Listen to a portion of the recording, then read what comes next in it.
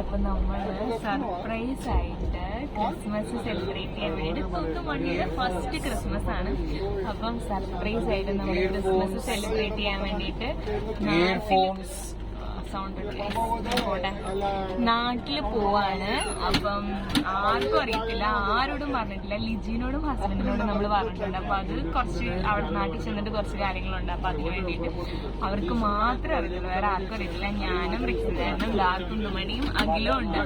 ഞങ്ങൾ 5 പേരും കൂടെ 4 പേരല്ലേ, നമ്മള് 4 പേരും കൂടെ നാട്ടിൽ പോവാണ്.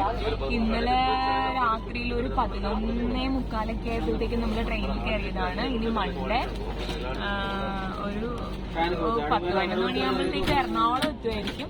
അപ്പൊ നാട്ടിൽ ചെന്നിട്ട് എല്ലാരും നമ്മളെ സർപ്രൈസ് ആയിട്ട് കാണും. എന്നെയല്ല, ഇവനെ പെട്ടെന്ന് കാണുമ്പോഴത്തേക്കും എന്താണ് എക്സ്പ്രഷൻ എന്ന് നമുക്ക് കണ്ടറിയാം. അപ്പം രാവിലെയൊക്കെ അമ്മയപ്പയൊക്കെ എന്നെ വിളിച്ച്, അപ്പൊ ഞാൻ പറഞ്ഞ റിക്സിനേട്ടൻ ക്ലാസ്സിൽ പോയി, ഞങ്ങൾ എഴുന്നേറ്റതേ ഉള്ളൂ. അങ്ങനെ കുറെ കാര്യങ്ങളൊക്കെ ഇങ്ങനെ തട്ടിയും മുട്ടിയൊക്കെ പറഞ്ഞു വെച്ചിരിക്കുകയാണ്. അപ്പം റിക്സിനേട്ടന്റെ മമ്മി നാട്ടില് വരും, അപ്പൊ വീട്ടിലോട്ട് വരും എന്നൊക്കെ പറഞ്ഞാണ് വെച്ചേക്കുന്നത്. അപ്പൊ അവർക്ക് പകരം ഞങ്ങളെ കാണുമ്പോഴത്തേക്ക് എന്താണ് അവരുടെ റിയാക്ഷൻ എന്ന് കാണാൻ ഗൈസ്.